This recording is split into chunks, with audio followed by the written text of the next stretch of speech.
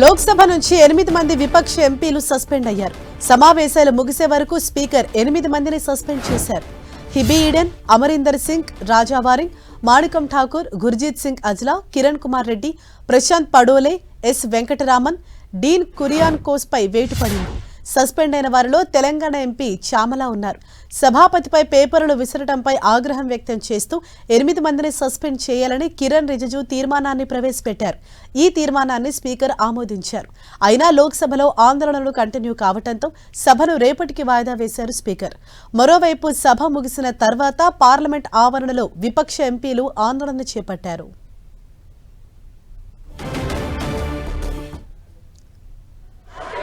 I break no move that this House has taken a serious note of the misconduct of Sri Manikam Tagore, Sri Amrinder Singh Rajawaring, Sri Gurjit Singh Aulia, Sri Hebi Eden Prashant Padole, Sri Dean Karyokos, S. Venkatesh and Kiran Reddy in utter disregard to the House and the authority of the chair through reaching to the table of Secretary General and other officers in the well of the House and throwing papers on the chair and having been named by the chair, resolved that the above mentioned members may be suspended from the services of the House for the remainder of the session under Rule 3742.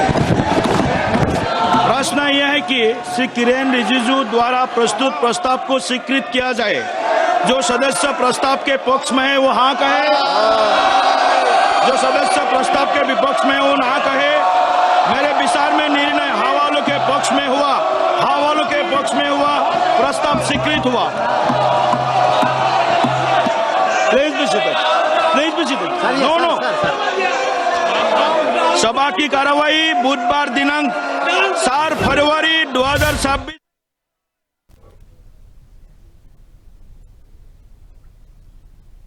Right. ఇదే విషయంపై మరింత సమాచారాన్ని ఢిల్లీ నుంచి మా ప్రతినిధి గోపి మనకు అందిస్తారు. Gopi,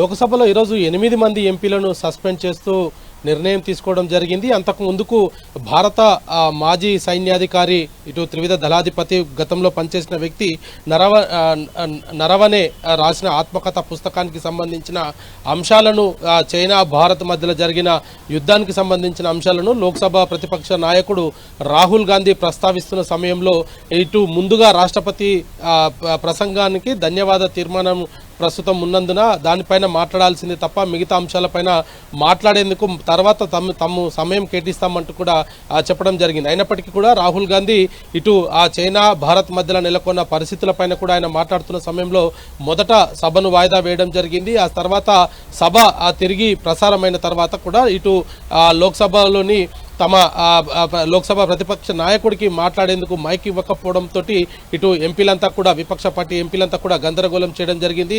so ఆ స్పీకర్ చైర్ పైకి పుస్తకాలు విసరడంతో ఇటు 8 మందిని కూడా సస్పెండ్ చేస్తూ నిర్ణయం తీసుకోవడం జరిగింది. అందులో తెలంగాణకు చెందిన వ్యక్తి చామల కిరణ్ కుమార్ రెడ్డి కూడా ఉన్నారు. ఈ సెషన్ అంతా అయిపోయేంత వరకు కూడా వాళ్ళందరి సస్పెన్షన్ కొనసాగుతున్నట్టుగా కూడా స్పీకర్ కార్యాలయం చెప్పడం జరిగింది. సో ఇటు లోక్సభలో ఇటు రాష్ట్రపతి ధన్యవాద తీర్మానం కొనసాగుతున్న నేపథ్యంలో ఇతర అంశాలపైన మాట్లాడొద్దంటూ కూడా పదే పదే స్పీకర్ చెప్తున్నప్పటికీ విపక్షాల ఆందోళన, గందరగోళం ప్రతిరోజు కూడా కొనసాగుతూనే ఉంది. నిన్న కూడా ఇదే విధంగా సభను సజావుగా సాగకుండా ఈ రోజుకు వాయిదా వేయడం జరిగింది. మరి ఈ రోజు కూడా ఇటు రాష్ట్రపతి ధన్యవాద తీర్మానం కాకుండా ఇతర అంశాలపైన మాట్లాడుతున్న సమయంలోనే ఆ స్పీకర్ చైర్ పైన ఉన్న కృష్ణప్రసాద్ ఇటు రాహుల్ గాంధీని కూడా చెప్పడం జరిగింది. తమకు పదే పదే విన్నవిస్తున్నా కూడా తాము రాష్ట్రపతి ప్రసంగానికి బదులు ఇతర అంశాలపైన మాట్లాడుతున్నాం, ఇతర అంశాలపైన మాట్లాడేందుకు తాము సమయం కేటిస్తాము, అప్పుడు మాట్లాడాల్సింది తప్ప ప్రస్తుతం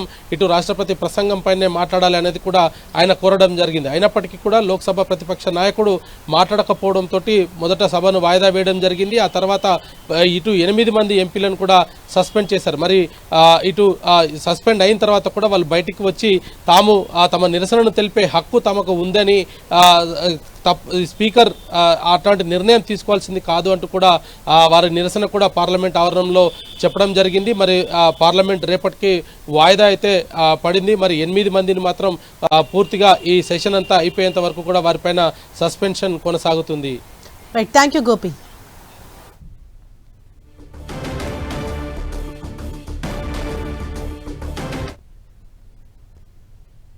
అమెరికాతో ట్రేడ్ డీల్పై లోక్సభాపక్ష నేత రాహుల్ గాంధీ విమర్శలు గుప్పించారు.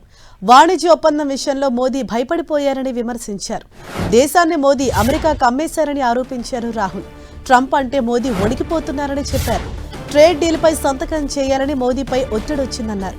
అమెరికాలో అదానిపై కేసుందని, నిజానికి ఆ కేసు మోదీపై పెట్టాల్సిన కేసు అన్నారు రాహుల్.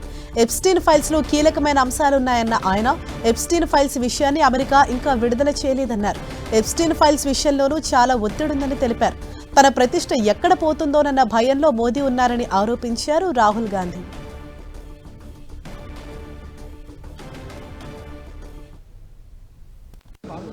मोदी जी घबराए हुए हैं. आपने देखा जो ट्रेड डील 4 महीने से रुकी हुई थी. 4 महीने से कुछ बदला नहीं. किसी न किसी कारण जो मैं जानता हूं नरेंद्र मोदी जानते हैं. नरेंद्र मोदी जी ने कल शाम उस डील को साइन कर दिया.